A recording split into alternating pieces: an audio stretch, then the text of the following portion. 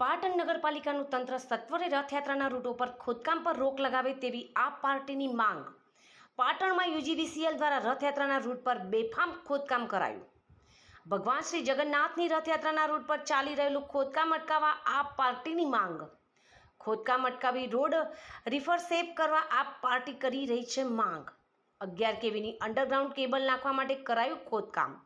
પાટણ શહેરના મોટીસરા વિસ્તારથી પીપળા ગેટ ચોકમાં કરાયું બેફામ ખોદકામ.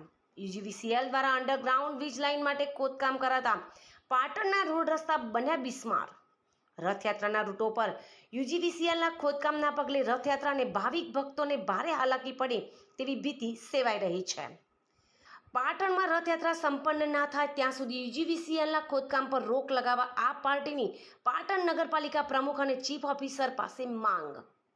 પાટણ શહેરમાં સમગ્ર પાટણ શહેરમાં ઉત્તર ગુજરાત વીજ કંપની પ્રાઇવેટ લિમિટેડ દ્વારા 11 કિલોવોટની અંડરગ્રાઉન્ડ લાઇન નાખવાના કારણે સમગ્ર પાટણ શહેરમાં ખોદકામ નગરપાલિકા અને યુજીવીસીએલના સંકલનના અભાવે થઈ રહ્યું છે, જેને કારણે ક્યાંક ને ક્યાંક પાટણની જનતા હેરાન થઈ રહી છે, પરેશાન થઈ રહી છે.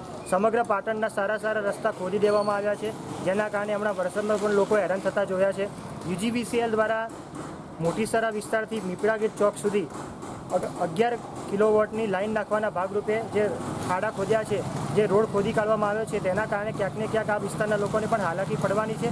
આવનારા સમયમાં તારીખ 22ના રોજ ભારતની સૌથી ત્રીજા નંબરની વિશાળ રથયાત્રા ભગવાન જગન્નાથની જ્યારે આ રૂટમાંથી નીકળવાની છે, ત્યારે ભગવાનના રથને અહીંયા દર્શન કરવા આવતા દર્શનાર્થીઓ અને ભક્તોને પણ ક્યાંક ને ક્યાંક આવા ખરાબ રોડ રસ્તાના કારણે હાલાકી પડવાની છે. એ માટે કહી રહ્યો છું, કેમ કે યુજીવીસીએલ જ્યારે આવા ખાડા ખોદે છે, પોતાનું કામ પૂરું કરી દે છે, માત્ર ને માત્ર ખોદેલા રોડમાંથી નીકળેલી માટીની પુરાણ કરી દે છે અને ત્યારબાદ કોઈપણ પ્રકારનો રોડ રીસર્ફેસ નગરપાલિકા દ્વારા કે યુજીવીસીએલ દ્વારા કરવામાં આવતો નથી.